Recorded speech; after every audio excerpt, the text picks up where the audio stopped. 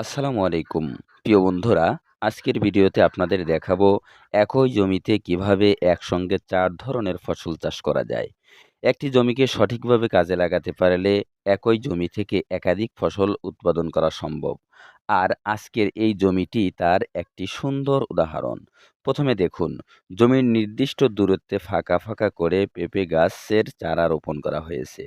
পেঁপে গাছগুলো এমনভাবে বসানো হয়েছে যাতে গাছগুলো বড় হওয়ার পরও জমির অন্য অংশ ব্যবহার করা যায়। এরপর জমির একপাশে রোপণ করা হয়েছে কলা গাছ। আর পেঁপে ও কলা গাছের মাঝখানে যে ফাঁকা জায়গা রয়েছে সেই জায়গাটুকু খালি রাখা হয়নি।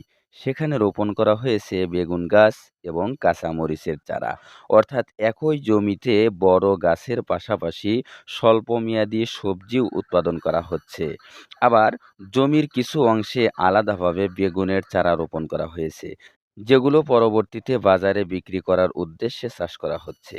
এভাবে জমির প্রতিটি অংশকে পরিকল্পনা করে ব্যবহার করলে একই জমি থেকে একাধিক ধরনের ফসল পাওয়া যায়। এতে জমির সর্বোচ্চ ব্যবহার নিশ্চিত হয় এবং কৃষক একই সময়ে বিভিন্ন ফসল থেকে আয়ের সুযোগ পান। তবে মনে রাখতে হবে, একসঙ্গে বিভিন্ন ফসল চাষ করার আগে প্রতিটি গাছের দূরত্ব, আলো বাতাস, পানি, সার এবং পরিচর্যার বিষয়টি ভালোভাবে পরিকল্পনা করতে হবে। প্রিয় বন্ধুরা, কৃষিতে সফল হতে শুধু জমি থাকলেই হয় না। প্রয়োজন সঠিক পরিকল্পনা, পরিশ্রম এবং জমির সর্বোচ্চ ব্যবহার করার বুদ্ধি। এই জমির মতো আপনিও যদি পরিকল্পনা করে চাষ করেন, তাহলে একটি জমি থেকেই বিভিন্ন ধরনের ফসল উৎপাদন করতে পারবেন। ভিডিওটি যদি ভালো লাগে অবশ্যই একটি লাইক দিন।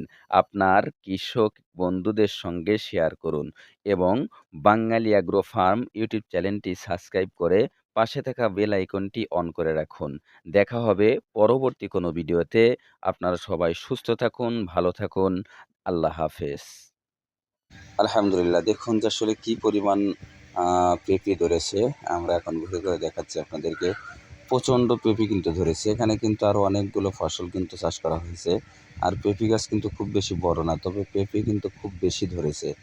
আপনাদেরকে দেখাচ্ছি, এটা যদিও ছোট ছোট মনে হচ্ছে। এটা কিন্তু অনেক বড় বড় পেঁপে হয়েছে। পাশাপাশি পেঁপে কিন্তু পাকিয়ে গেছে, অর্থাৎ পাকা বানানোর পর তারপরে কিন্তু বিক্রি করে। যতটুকু শুনলাম যে ৮০ টাকা কেজি বিক্রি হচ্ছে। সুন্দর, আলহামদুলিল্লাহ।